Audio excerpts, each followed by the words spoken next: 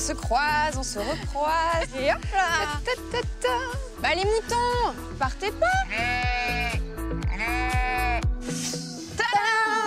Eh bien, bonjour à tous, nous sommes très heureuses de vous retrouver dans le Morbihan pour ce nouveau numéro des Animaux de la 8. On vous propose une balade iodée grâce aux animaux de la région, tout comme ces moutons au pied des menhirs de Carnac. On dirait pas comme ça, mais il y en a 3000 ici. Les moutons?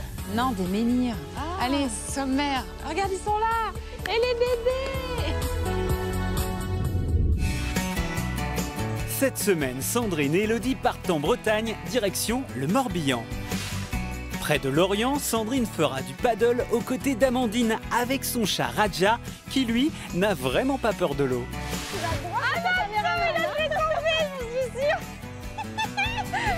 Sur la presqu'île de Quiberon, encore du sport avec une séance de canicross sur la côte sauvage entre mer et falaise. Ils courent, mais après il y a une récréation. C'est exactement ça. À cheval, Elodie se rendra dans les vergers de Sébastien pour une balade au milieu des pommiers. Salut les filles! Ah, salut Sébastien! À Carnac, les moutons gardent les menhirs. Sandrine visitera ce haut lieu de la préhistoire où les moutons pâturent au pied de 3000 pierres alignées. Ils font vraiment partie du paysage autant que les menhirs. Puis pose tendresse au refuge de Kernavest. Une centaine de chats sont chouchoutés dans un cadre naturel en attendant d'être adoptés. Notre balade bretonne commence sur la presqu'île de Quiberon. Air vivifiant, soleil et embrun sont au rendez-vous.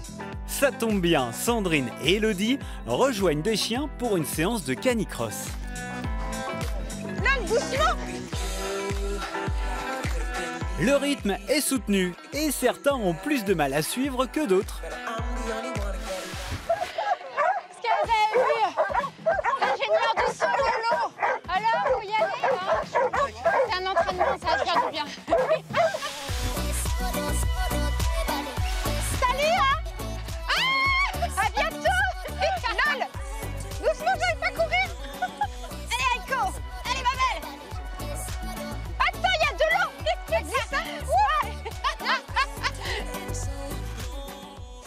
C'était sympa, Alex. Hein. Vous avez assuré, hein, clairement. Parce que c'est pas simple. Hein. Et c'est speed. Ouais, ça va super vite. Attends, t'as cru qu'on faisait de la compétition ou quoi? J'ai été très surprise par la puissance de mon chien. Ouais. J'allais dire mon cheval d'ailleurs, tellement il allait vite. C'est vraiment le principe du canicross, c'est entre guillemets d'avoir une aide supplémentaire du chien. Mais c'est clairement d'avoir aussi cette sensation de survitesse qui est vraiment agréable. C'est vraiment un sport dit extrême, mais qu'on peut pratiquer avec tout type de chien. Est-ce qu'on va vraiment plus vite? Oui, on gagne en moyenne 20% par rapport à sa vitesse normale. Ah ouais. On a l'impression d'avoir des bottes de 7 lieues, de voler, de s'envoler. Et en plus, voilà, c'est un sport qui est hyper complice avec son chien, donc c'est vraiment top. Et tous les chiens peuvent courir comme ça? Alors tous les chiens peuvent courir. Ça peut aller voir du chihuahua, parce qu'on a voilà, Vanessa qui a couru avec un chihuahua. Alors là, courir avec un chihuahua, on va pas aller très vite. Là, On va pas très vite, mais voilà, l'avantage c'est que le chien se fait plaisir. La maîtresse, du coup, se fait plaisir aussi. Donc effectivement, on peut aller du chihuahua au chat comme là, vous pouvez voir des braques. Il y a quand même des ordres hein, qu'on peut lui dire lorsqu'on court, ralentit, à droite, à gauche. Moi, ça allait avec Aiko, je pouvais lui dire ralentis, à droite, à gauche, stop, doucement. Il comprenait. Viens, Aiko. Tu résumes bien, il faut vraiment leur apprendre la base. Donc les directions, gauche, droite, évidemment avec l'éducation en plus. Et voilà, ralentir doucement, derrière parfois, dans des descentes très dangereuses, on les met derrière. Il y a pas mal d'impact hein, quand même. Hein. Beaucoup d'impact. Surtout en descente, là on l'a vu au niveau des genoux. C'est comme les gens, on va pas se lancer sur un marathon du jour au lendemain.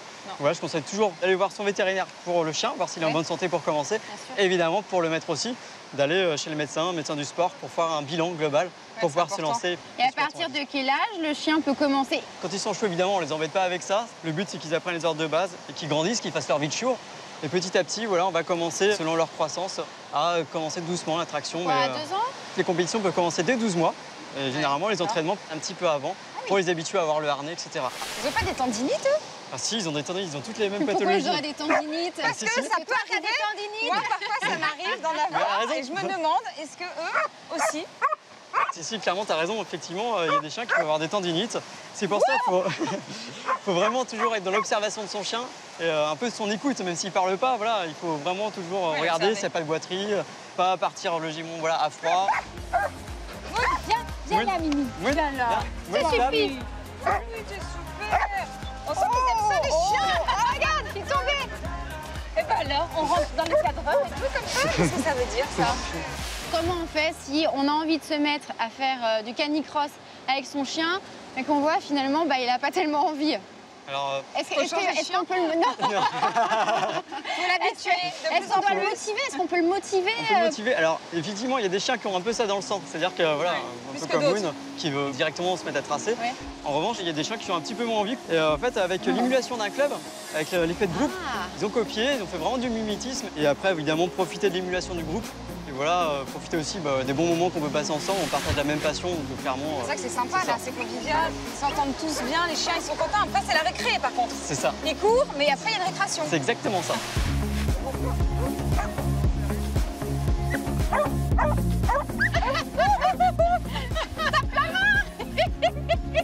Eh là là, c'est des fusées.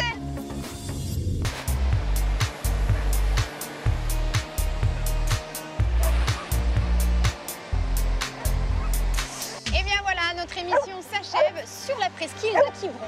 On espère que vous avez passé un bon moment en notre compagnie et tous nos passionnés d'animaux. N'oubliez pas que vous pouvez revoir les émissions sur le site ou l'application MyCanal. Allez, on vous dit à très bientôt. Dans les animaux de la 8, Bye bye. Bah oui, on est là.